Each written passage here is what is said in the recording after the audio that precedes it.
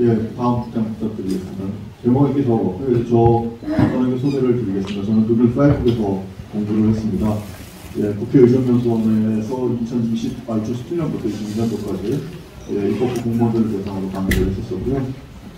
독일 정치경제연구소에서 연구위원으로 있고, 현재 저도 여기 광화문에 예, 동아면세점 시티층에 그 전국 대한민국 시도지사 협의회에서 현임 연구원으로 있습니다.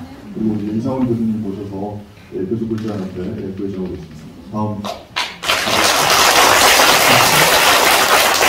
예, 제가 공부한 곳입니다. 혹시 어렸을 때 읽으셨었던 헨젤과 그레텔 동화 기억나십니까? 예, 바로 밑에 보이는 숲이 바로 그 숲입니다. 그 오누이를 버렸던 숲. 예, 그래서 뭐 돌 찾고 뭐 저렇게 과자집 나오고 했었던. 예, 그리고 옆에 보시면은 그 이제 2017년도 찍은 사진인데요. 그 수원시 영태영 시장하고 당시 프라이burg의 그 비터 살로몬 시장이 같이 그 두 도시가 자매결연을 맺으면서 찍었던 사진입니다. 각각 조그마한 여자들 한 명씩 안고 있죠. 예, 그가 제 딸입니다. 진짜 예, 다음 장면 넘어가겠습니다. 예, 그 다음 장면, 저 지금 시간이 없어서 바로 다음 넘어가겠습니다. 예, 이거 잠깐만 보면요. 예, 앞에서 말씀하셨지만, 보니까, 이 광화문이라는 뜻 앞에서 다 나왔으니까 그냥 간단하게만 말씀드리면, 이게 보니까 집현전 학자들이 이 이름을 썼더라고요. 그래서 군주의 예, 어떤 성덕이 널리 펼치겠다라고 하는, 그렇게 해서 광화문이라는 게 나왔다고 합니다. 근데 아시다시피 일제강점기와 6.25 전쟁 때 전부 다 이제, 훼손되고 많이 이제 파손이 됐습니다. 다음 넘어가겠습니다. 이 장면 어떠십니까? 딱 보이십니까? 예, 광화문 뒤에 뭐가 있습니까? 예, 조선 총독부가 있죠. 예, 그래서 광화문 보건운동이 이제 일어나게 됐던 겁니다. 1910년도에 그 한일 합방 이후에 조선 총독부에서 이 청사를 지으려고 광화문을 철거하겠다는 발표를 합니다. 당연히 반대하겠죠. 근데 그거 아십니까? 일본의 학자들도 반대했다는 거예요. 예, 아무리 이게 식민지 지배를 하고 있었던 일본도 이 문화재만큼은 함부로 해서는 안 된다라는 그런 자각이 있었다라는 겁니다. 예, 안타깝게도 어쨌든 간에 예, 그 이후에 뭐 6.25 전쟁이라는 내용을 통해서 예, 많이 이제 훼손이 되고 또 광화문 보호운동이 이제 본격적으로지게 됩니다. 예, 다음 넘어가겠습니다. 예, 다음 넘어가겠습니다. 그래서 이 광화문 복원과 관련돼서 당시에 광화문을 복원하기 위해서 가장 앞장섰던 분이 당시 문화재청장이었던 유홍준 교수였습니다. 그래서 유홍준 교수가 예, 이제 그 광화문이 완공이 되고 광화문을 지나 경복궁으로 들어갈 수 있는 날이 오면 우리가 살아가고 있는 현재의 삶과 문화유산이 만날 수 있는 매우 의미 있는 상징적인 공간이 될 것이다라는 얘기를 합니다. 그리고 오히려 하워드 리드라고 하는 이분은 오히려 이게 외국분이신데도 이 광화문 복원에 대해서 훨씬 더 의미부여를 하셨습니다. 뭐라고 하면 이제 오히려 이것은 국가 치유의 과정이고 지난 한 세기 동안 상처를 치료하고 다음 세대를 준비하는 과정이다. 그리고 조선 총독부 건물이라는 형태로 남아있었던 일제 식민지의 상처를 뿌리 뽑겠다라는 결정은 대담했다라고 하면서 상당히 긍정적인 평가를 내린 것을 알 수가 있습니다. 제가 아까 독일 얘기를 잠깐 말씀드렸었는데 독일의 드레스덴이라는 도시가 있습니다. 거기 큰 성당이 있는데요. 영국군이 이걸 습격을 해버립니다. 그래서 그 성당이 완전히 파괴가 됐어요. 그때 그 영국 그 전투기 조종사가 너무 마음이 아파가지고 자기가 폭격한 그 성당, 그래서 오히려 이 사람이 모금운동을 펼칩니다. 그 영국으로부터 자기 영국군인데 영국, 프랑스 뭐 전 세계 또 돈을 갖다가 각출을 해가지고 그 성당을 복원했었던 그런 게 드레스덴 유명한 그 성당 사건입니다. 예, 마찬가지로 이와 같이 유럽에서는 이 사람들이 문화재라고 하는 것은 그 나라 개인의 고유의 그 물건이 아니라 우리 인류의 유산이라고 하는 그런 의미가 좀 있습니다. 그걸 좀 같이 이해를 하면서 보셨으면 좋겠습니다. 그래서 어쨌든 이와 같이 현재 광화문이 이제 복원되고 있고요. 예, 다음 장면. 예, 지금 그래서 이런 식으로 계속해서 지금도 이거 보시면 확인할 수가 있는 상황입니다. 예, 다음. 문제는 뭐냐면 역사의 왜곡들이 나타나고 있다는 거죠. 앞에서 다 우리 기자님하고 예, 이런도 원장님께서 말씀을 해주셨습니다. 요걸 보니까 광화문 124의 10억도 저는 이게 10억이 뭔지를 몰랐습니다. 이게 찾아보니까요 10억씩이 가톨릭에서 모범이 되는 신앙일을 복자로 인정하는 의식이랍니다. 그래서 시성식이 있고요. 그게 최고 아마 그 높은 분인 것 같고 그 바로 밑에 단계를 10억이라고 하더라고요. 그래서 시성식, 10억씩 근데 대부분 이제 돌아가신 분들, 순교 그분들 말로 이제 순교하신 분들, 그분들을 기리는 의식이 바로 시복식이라고 합니다. 그런데 이와 같이 그 표지판에 와가지고 그럴듯하게도 나와 있어요. 예, 다음 장면. 그렇죠. 예, 그런데 정작 이 광화문을 복원하는데 조선시대 6조걸이라든가 주요 관청에 대한 설명은 없는데 이와 같이 예, 시복식이라는 이런 것들은 어차피 표지판으로 잘 되어 있습니다. 다음 넘어가겠습니다. 예, 그래서 이게 예, 어떻게 보면 가장 이제 대표적인 건데 그 프란시스코 교황이 와서 2013년도 와서 예, 이런 걸 갖다가 했다는 것을 이렇게 동판이 있고 이게 영어, 중국어, 일본어도 다 되어 있습니다.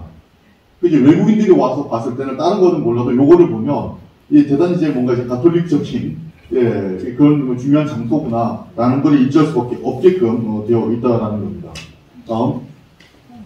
물길 아까 우리 저 기자님께서 다 얘기해 줬습니다. 어떻습니까? 이 처벌이라는 단어와 순교라는 단어는 완전히 다르지 않습니까? 뭔가 처벌은 잘못한 사람이 벌받는 느낌이고 순교는 뭔가 억울하게 예? 좋은 일을 하셨던 분인데 이게 단어 하나, 뉘앙스 하나가 되게 큰 의미가 있는데 정작 예, 이 고우스님은 불교의 중흥을 갖다가 쓰신 분이었는데 근데 이분은 이제 표기를 처벌로 하고 김대건 신부는 순교를 했습니다. 근데 김대건 신부가 왜 처형됐냐면 바로 위에 나와 있는데요. 조선 침략에 악용될 소지가 있는 조선의 지도를 프랑스 신부한테 넘긴 겁니다. 좀 나쁘게 말하면 이건 다 스파이죠. 예, 그 혹시 대동여지도 뭐 들어보셨죠? 그 왜 그분이 김정호가 왜 처형됐습니까? 그 지도 만들었다고 외국에 유출되면 그거 나쁘게 이용될 수 있으니까 그런 때였거든요. 이때가.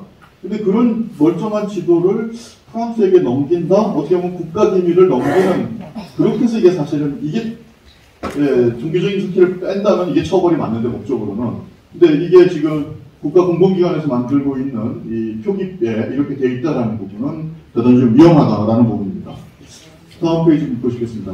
그래서 이거에 대해서 상당히 많은 학자들이 비판적인 목소리를 냈습니다. 보시면 이게 그 최병현 서울대 국사학과 교수님이십니다. 그 돌의 역사를 소개하는 건 상당히 신중해야 될 문제다. 그러면서 예를 들어서 한양천도 당시 모학대사의 역할이라든가 그 다음에 남한산성 축조 그 다음에 수비, 보수에서 불교기가 기여했던 건 전혀 나와 있지 않고 이런 것만 나와 있다는 건 좀 문제가 되는 게 아니야. 서울대 역사학과 교수님, 최병현 교수님 비판이십니다. 그 다음에 보시면 또 임숙택 경북대 철학과 교수님 이런 얘기 하셨습니다. 공적인 장소에 공공 역사를 새겨 넣으면 이게 상당히 빈틈이 너무나 많다라고 하면서 왜 이런 역사 물길 연표석이 나오게 된지 서울시는 진행 과정을 수상하게 받을 필요가 있다. 편향된 시각이 바로 잡힐 때까지 이거는 문제 제기를 하겠다라고 하셨고요. 그다음 백두수 교수님도 이게 유명한 가톨릭 지도자가 방문했다고 광화문 광장 한복판에다가 바닥도를 새겨놓고 이거는 참 너무 비상식적인 태도다. 우리나라 역사가 특정 이익 집단의 소유물이 돼서는 안 된다라는 비판을 하셨습니다. 다음 페이지. 이 계속 나옵니다. 서울대 철학과 안성도 교수님도요. 이승훈이 처음 선교하는 교수는 적으면서 임진왜란 당시에 탄압을 받으면서 성벽을 지켜낸 700명의 스님들은 왜 외면하냐 이런 역사는 왜 나와 있지 않느냐라는 비판을 하셨고요. 그 밑에 이제 동국대학교 석기랑 교수님도 역시 비슷한 얘기를 하셨습니다. 지금 국가 차원에서 중국의 동북공정이라든가 일본의 역사 왜곡은 막 바로잡고 노력하고 있는데 서울시는 정작 역사의 객관성을 완전히 상실하고 민족 내부의 역사를 왜곡하고 있다. 라고 하면서 되게 무서운 얘기를 하셨습니다. 민족의 과거를 주면 민족의 미래도 사라진다는 걸 분명히 알아야 된다. 라는 얘기를 하셨습니다. 그 다음에 김영대 동국대 교수님도 이런 얘기를 하셨습니다. 조선 후기, 근데 이 민중으로 들어온 기독교 역사는 얼마 안 되는데 이게 무려 10건이나 연표석에 들어가 있고 1700년 한민족과 함께 불교 역사는 6건입니다. 이게 과연 형평성에 맞느냐라는 비판을 하셨습니다. 다음 페이지. 역시 김덕진 광주교육대 교수님 비판이십니다. 자, 이거 역사 물길 이런 게 불교뿐만 아니라 독도수호와 관련돼서도 문제점이 있다라고 하면서 그 안윤복 사건 있지 않습니까? 울릉도 얘기인데 독도는 빠져 있다라고 이제 역시 마찬가지 비판적인 의견을 제시하셨습니다. 그리고 이동원 독립기념관 책임연구위원도 광화문 광장 상징성에 맞는 역사 물길 연구가 필요하다. 그리고 밑에 또 고영석 동국대 교수님도 비슷한 얘기를 하셨습니다. 그 경기도 주호사 천진항에 이어서 중부 소성문 역사공원, 그다음에 광화문 광장까지 우리나라 역사를 무너뜨리고 가톨릭 제국 영토 확장을 돕는 정치 행정가들에게 책임을 묻지 않을 수 없다라는 이제 비판하셨습니다. 예, 지금 제가 쭉 수많은 이 교수님들과 역사학자들, 철학자들의 비판점들을 보여드린 거는 이거는 단지 불교계에서만 문제제기하는 것이 아니라 전반적인 지식인들의 어떤 목소리라고 하는 부분, 객관성을 좀 말씀드리기 위해서 이거를 좀 보여드렸던 겁니다. 지금 현재 이와 같은 문제점들이 보니까 제가 찾아보니까 상당히 많이 있었더라고요. 우리는 잘 읽지를 못해서 그런데 그 목포 가톨릭병원 부지 여기서도 그 광주 교구에서도 마찬가지로 이런 그 성지화 사업 때문에 주민들과 갈등이 있었던 사건들이 있었습니다. 그 다음 걸 보시면 한때 말도 많고 탈도 많았었죠. 신천지에서도 과천을 성지화해서 논란이 있었다고 합니다. 또 그 다음 보시면 당연히 그 서성 역사 우리 앞에서 기자님 잘 설명을 해주셨고요. 그 다음 걸 보시면 여기 보니까 서성역사공원에 이제 한양탑이 있는데, 여기서는 이제 백성들과 함께 싸운 동학 지도자 이름이라든가 이런 것들 나오지도 않는데, 앞에서 우리 원장님께서 말씀하신 그 황사영, 이 사람은 숨겨 저렇게 등갑을 해서 이름이 더 올라가 있고, 상당히 편향된 것들을 확인할 수가 있습니다. 다음 페이지 보시면, 조사천재랑 사건은 더 이상 말씀드리지 않아도 되겠죠. 이 방송에서 우리 수경쌤 나오셔가지고 하시는 거 잘 봤습니다. 그래서 보시면 이와 같이 서울시가 국비, 시비, 구비 해서 아까도 말했지만 596억을 투자해서 이런 서성 역사공원이라든가 청주가 성주로 변모하는 부분들에 대한 문제점들이 좀 많이 나와 있습니다. 우리나라 역사 한번 제가 뒤져봤습니다. 그러면 도대체 이러한 현상들이 지금 현재 광화문에서만 있었던가? 아니었습니다. 죄송합니다. 다음 페이지 부탁드립니다. 다음. 1번. 혹시 남자들은 대부분 다 아시죠? 군대를 가면 종교행사가 있습니다. 군종장교가 있습니다. 군종장교가 있는데, 한국 전쟁 초기에 군종장교 제도를 도입을 할 때, 당연히 가장 신도수가 많은 부분의 군종장교가 먼저 도입이 되겠죠. 그런데 이거를 무시하고, 당시 전체 국민의 5%도 되지 않는 개신교와 천주교 목사와 신부가 군종장교가 임명이 돼서 선교활동을 할 수 있었습니다. 불교는 언제 됐냐? 베트남전 이후에 1968년도에 이어서 그때서야 또 비로소 법사님이 군종장교로 들어오게 됩니다. 그리고 이때 당시에는 이제 군인들이 많이 돌아가시잖아요. 그래서 이제 불교식으로 위령제를 이제 불교식으로 했었다고 합니다. 근데 기독교가 반발을 해가지고 그걸 못하게 하고 위령제라는 표현도 못 쓰게 하고 추도식으로 하게끔 이제 했습니다. 그래서 모든 그 의식들 자체도 약간 기독교식으로 바뀌게 되는 사건이 있었습니다. 두 번째, 다음 페이지. 요거를 우리도 많이 모르시더라고요. 일제가 패망한 뒤에 물러가는 과정에 일본인들이 다니던 절이 있었지 않습니까? 근데 그 절을 어떻게 하게 됐냐면, 절하고 일본하고 미군정 사이에 일본인 소유의 사찰을 한국 불교계에 불화하라라고 하는 협약이 있었습니다.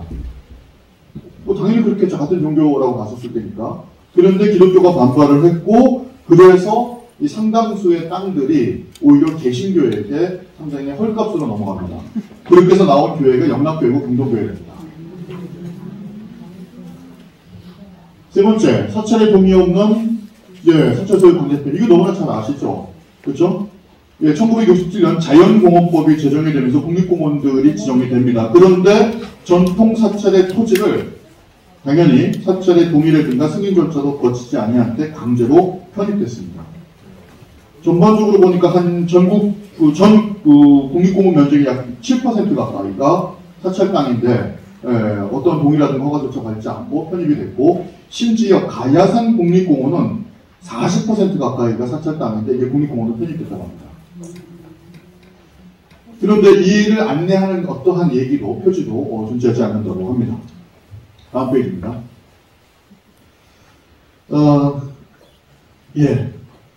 크리스마스 다 좋아하지 않습니까? 언제 됐냐고 보니까요. 1945년 해방 후에 미 군정 시절 당시 국민의 1%도 안 될 때 기독교를 위한 이 크리스마스가 국가 공휴일로 지정이 됩니다. 반면에 불교의 석가탄신일은 1975년도에 공휴일로 지정이 됩니다. 방송국도요, 1949년 전쟁도 하기 전에 기독교 방송이 허가가 났습니다. 반면에 불교 방송은 1990년도야. 그래서야 아주 힘들게 해서 됐습니다. 다음 페이지 보시면, 예, 이제 이번 특히 이제 이명박 정부 때 이제 나타났던 많은 문제점들입니다. 아시다시피 그 국토해양부가 그 수도권 대중교통 안내 시스템, 그걸 이제 알고 가라는 표현이 있었는데, 여기에 작은 교회까지는 다 등재가 됐는데 사찰은 단 한 번도 등재되지 않았습니다. 그리고 당시 그 조계종 충무원장 직원 스님이 이제 차량을 갖고 이제 운전을 하고 가시는데, 예, 부신검문을 했었었죠. 스님 신문까지 다 확인했음에도 불구하고 그렇기 때문에 더 확인해 준 걸 트럼프 연락을 해가지고 그 모욕적인 한 행동을 한 적이 있었습니다. 뿐만 아니라 교육과학기술부, 그러니까 당시 교육지리정보서비스를 역시 마찬가지로 운영을 했었었는데, 그때 모든 사찰은 다 생략되어 있었습니다. 교회는 들어가 있었었고, 뿐만 아니라 이제 서울시에서도 서울시가 제공하는 지도 서비스가 있는데 여기에도 교회는 있고 사찰은 빠져 있습니다. 그러니까 이게 지금 1900 해방 이후에 지금까지 얼마나 이제 실질적으로 불교계를 폄훼했는지가 드러나는 이제 증거들인 겁니다. 그러니까 광화문 이 소서문 광장, 이게 지금에서야 스님들께서 조금 문제제기를 하시지만 그 이전부터 보세요. 이런 것들이 누적돼 왔다라는 그런 것들을 우리가 확인할 수가 있는 겁니다. 다음 페이지 보겠습니다. 예, 다음 페이지로 넘어가겠습니다. 위에 그림을 보시면 이게 상당히 끔찍한 그림입니다. 이게 큰 나무에 사람들이 이제 목이 걸려서 주렁주렁 매달려 있습니다. 그 유명한 종교 전쟁입니다. 독일에서 그 가톨릭이 면제부까지 팔면서 워낙 이제 부패가 심하게 되자 당시에 이제 루터라는 사람이 95개조 반박문을 했고, 그게 이제 촉발이 돼가지고 종교개혁이 일어났다라는 거 아마 세계사시간에 한두 번쯤 다 들어보셨을 겁니다. 그래서 예, 이 가톨릭과 그 다음에 이제 이 가톨릭에 반대하는 개신교 사이에 반발들이 일어나게 됩니다. 그리고 이것이 전쟁으로까지 비화가 됩니다. 가톨릭을 믿는 쪽과 믿지 않는 쪽. 그래서 이들을 저항하는 사람이라고 해서 프로테스탄트라고 이제 불렀던 거고, 예. 그래서 전쟁이 무려 얼마나 갔었냐면, 무려 30년 동안 이 전쟁이 일어납니다. 그래서 여기 보시면 30년 전, 이게 독일어로 쓰이는데, 드라이시히 예리게 크릭, 이게 30년 전쟁이라는 뜻입니다. 근데 이때 당시에 얼마가 죽었냐면, 800만 명입니다. 800만, 30년 동안 800만 명이 죽었습니다. 근데 이게 왜 무섭냐? 그때 당시 유럽 인구의 3분의 2가 죽었습니다. 종교가 다르다라는 이유만으로 서로가 죽고 죽이는데, 당시에 유럽의 3분의 2가 이 종교가 다르다는 이유로 죽습니다. 그래서 이때 당시에 그 독일의 라인강은 항상 피켓이었고, 살찌는 거는 쥐였다고 합니다. 예. 단지 요 다르다는 이유 하나만 갖고. 그래서 이게 지금 보면 인류의 전쟁사에서 가장 잔혹하고 사망자가 많았던 전쟁이 바로 종교전쟁입니다. 그래서 베스트팔렌이라고 하는 동네에서 이 가톨릭을 대표하는 이 당시 학술그룹 로마 교황청과 그다음에 일반 제후들이 협약을 맺습니다. 뭐냐? 각자 그냥 서로 자기가 믿는 종교 믿자. 이 종교 싸우다 우리 다 죽겠다. 남는 것도 없겠다. 싸우지 말고 그냥 각자 알아서 하자라고 했다는 겁니다. 그때부터 종교의 자유가 각 국가에게 인정되기 시작을 합니다.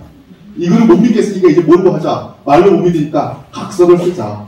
자, 그래서 우리가 헌법에 종교의 자유가 이때부터 논의되기 시작합니다. 다음 넘어가겠습니다. 세계 최초의 헌법은 우리가 보통 미국 헌법입니다. 미국 헌법. 미국이라는 나라가 어떻게 되는지 아시죠?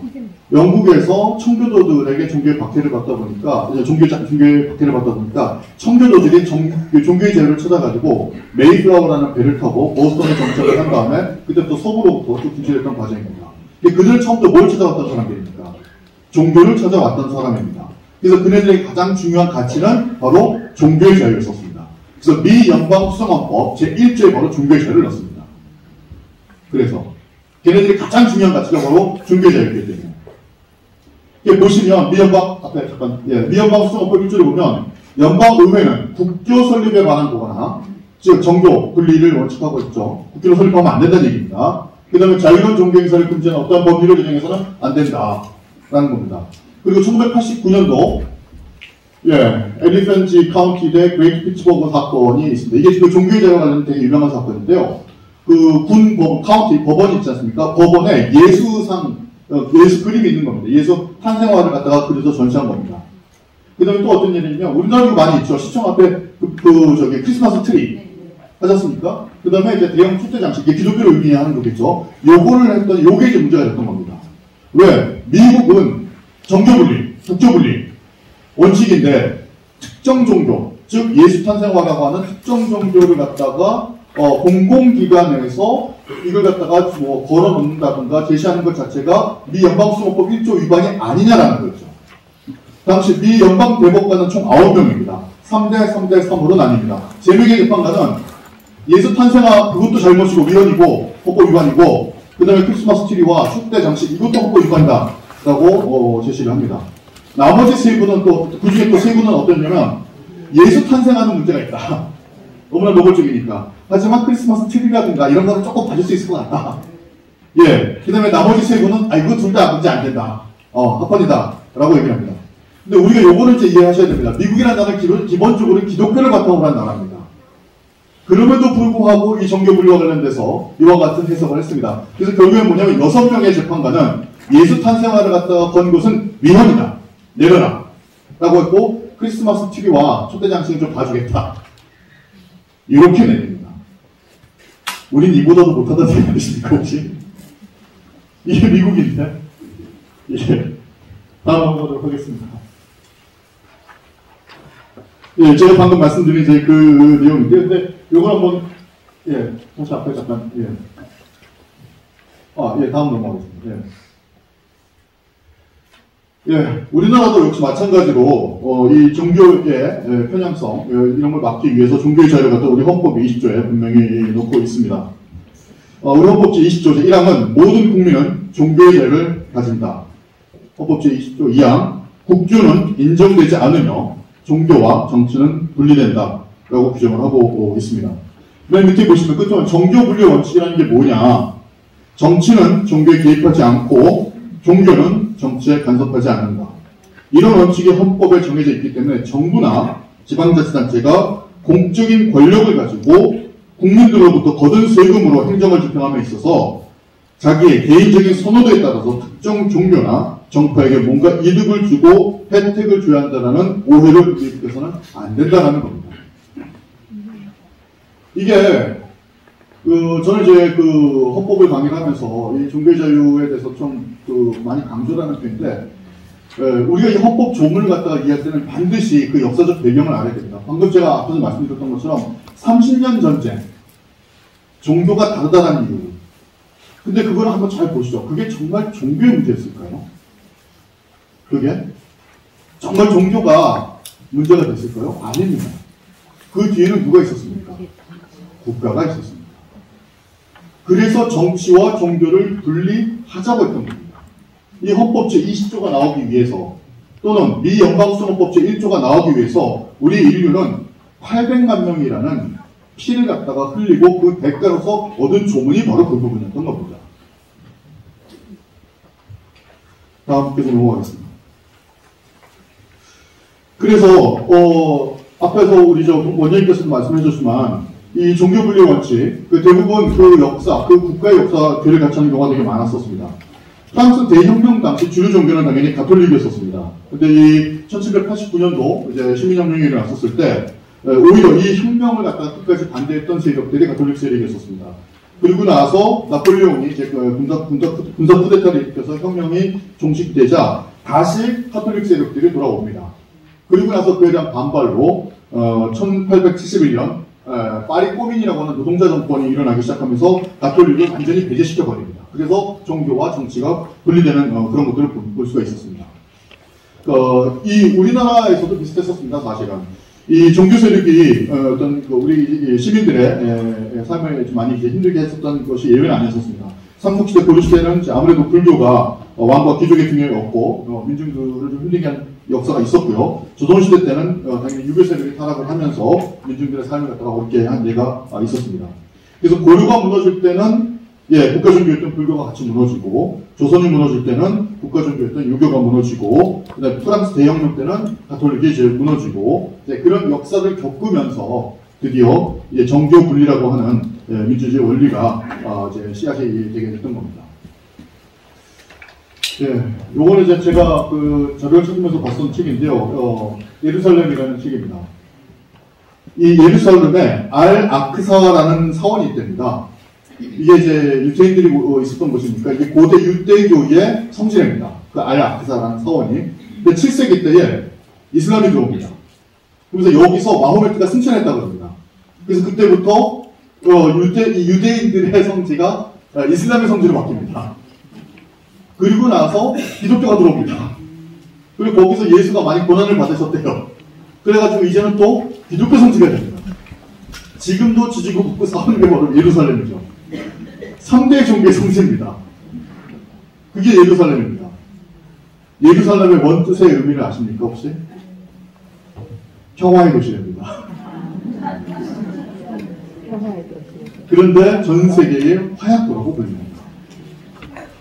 잘못된 성지화, 어떤 특정 종교의 성지화는 결국은 다른 종교라든가 다른 사상을 갖다가 배제하고 배타한다는 뜻이죠. 그래서 지금도 보시면 분명히 축복받은 땅인데 3대 종교로부터는, 근데 실질적으로는 가장 저주받은 장소가 이 예루살렘이라는 이 책입니다. 이 책. 그 다음 페이지 보시죠. 제가 이거 보고 참 아이러니다 라는 생각을 했습니다. 터키에 소피아 성당이 있답니다. 이게 지금 박물관이 됩니다. 이거를 이슬람 사원으로 바뀐다고 합니다. 그래서 이게 뭔가 찾아봤습니다. 다음 페이지 잠깐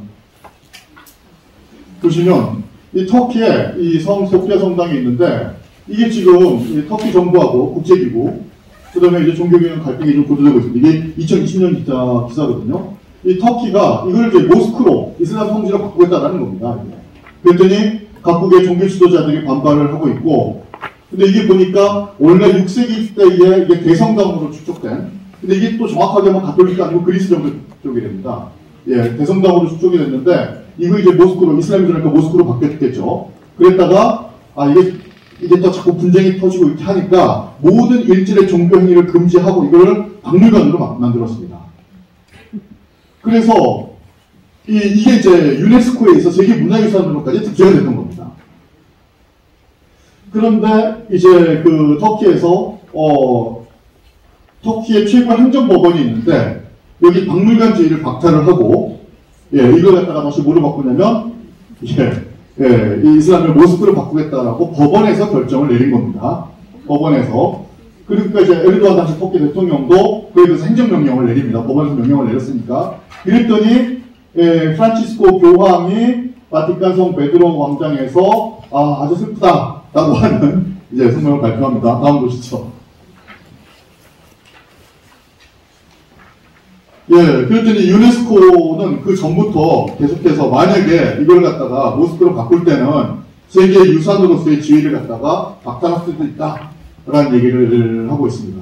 반면 이제 터키는 되게 강경하다고 합니다. 이건 우리 주권침해다라고 얘기를 하고 있고, 어쨌든 이 상황을 보니까 1935년 종교권 분쟁을 지향하기 위해서 이 소피아 성당을 종교 건물이 아니라 박물관으로 지정을 했었고, 이 내부에서 종교행위를 일절 금지했었고, 그렇기 때문에 두 종교의 역사가 혼재된 문화 가치를 인정받아서 관광 명소가 됐고, 그래서 85년도 이후에 이 지구 자체가 유네스코 세계유산으로 등재가 됐었다라는데, 이제 만약에 모스크로 되면 이제 그건 어떻게 될지도 모르겠죠. 저는 여기서 두 가지가 있었습니다. 이와 같이 두 가지 성격을 다 보여주면 문화의 유산이 돼서, 인류의 문화 유산이 돼서 세계 다 인정을 받는데, 어떤 특정된 곳으로, 어떤 특정된 종교 장소로 활용이 되거나 대타성을 띄는 순간 그 가치는 많이 상쇄되는구나 라는 거 우리가 하나 확인할 수가 있고요. 또 하나는 가톨릭이 참 이중적이다. 본인들은 그렇게 성지화 작업을 하면서 정작 다른 나라에서 성지화됐던 거를 갖다 돌린다고 하니까 그 중립적인 장소를 특정된 종교의 장소로 바꾸겠다고 하니까 이렇게까지 반발을 하는구나. 좀 이중적인 모습이다라는 그런 생각을 안 할 수가 없었습니다. 다음 페이지입니다. 제가 내린 결론은 사실 이겁니다. 계속. 종교로 인한 갈등과 분쟁은 종교의 문제가 아닙니다. 국가의 문제입니다. 그래서 국가에서 저같이 정책을 만들거나 어떤 정책을 집행하거나 이 관여하는 사람들은 종교 문제만큼은 대단히 신중하고 조심스럽게 접근을 해야 된다. 그럼에도 불구하고 지금 현재 모습은 그렇지 않은 것들이 너무나 많다라는 부분입니다. 가야 할 길입니다. 요걸 제가 보고서 참 재밌다라는 사진입니다. 2022년 작년이죠. 우리나라 종교 지도자분들이 이게 이스라엘 가서 찍은 사진입니다. 보니까 그 다음 페이지 보시면 우리나라 7대 종교 지도자들이 2022년 9월 13일부터 21일까지 이스라엘, 그 다음 이탈리아를 다 찾아서 이와 같은 모습을 보인 적이 있었습니다. 다음 페이지. 요거는 이제 사실 제가 맨 밑에 보시면 제 이름이 있는데 제가 팝콘 뉴스의 그 주어사 천지랑과 관련돼서 주어사를 어떤 종교 통합의 성지로 가자라고 썼던 컬럼에 한 내용인데요. 아시다시피 로마라고 하는 것은 상당한 문화유산을 갖고 있지 않았습니까? 그런데 그 엄청나게 문화유산을 축적한 로마가 망하고 나서 그 다음에 유럽은 가장 암흑기로 갑니다. 이해가 안 되지 않습니까? 그 앞에 엄청난 문화유산인데 이것만 잘 활용해서 발전시키면 문화가 더 융성해야 되는데 오히려 암흑기로 갑니다. 왜 그러냐? 기독교만을 갖다가 국교화하고 모든 종교들을 전부 다 이교도화시켜서 탄압해버립니다. 전체주의적인 단면이 나와버립니다. 대형성이 끊겨버렸던 겁니다. 그래서 그 엄청나게 많은 문화적 자산을 가지고도 가장 암흑기로 갔었던 때가 로마 이후에 그 모습이다라는 겁니다. 미국에 국무부라는 부서가 있고요. 거기에 종교자유사무국이 있습니다. 종교자유사무국. 거기서 1998년도부터 관련 법에 따라서 미국 의회에다가 세계 각국의 종교의 자유에 관한 보고서를 제출하게 되어 있습니다. 2010년도 미국 국무부가 다종교 국가임에도 불구하고 종교 간 분쟁이 가장 없는 대표적인 국가로 한국을 지목했습니다. 그래서 이 한국 사례를 연구하기 위해서 당시 알렉산더 맥클레렌 국장이 한국을 찾아와서 이분 문화체육관광부의 종무관과 우리나라 7대 종교 지도자들을 만납니다.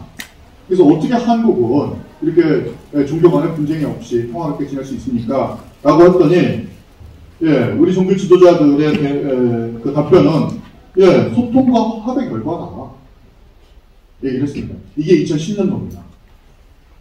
지금은 12년 전, 13년보다 더 후퇴했다는 느낌 안 드십니까?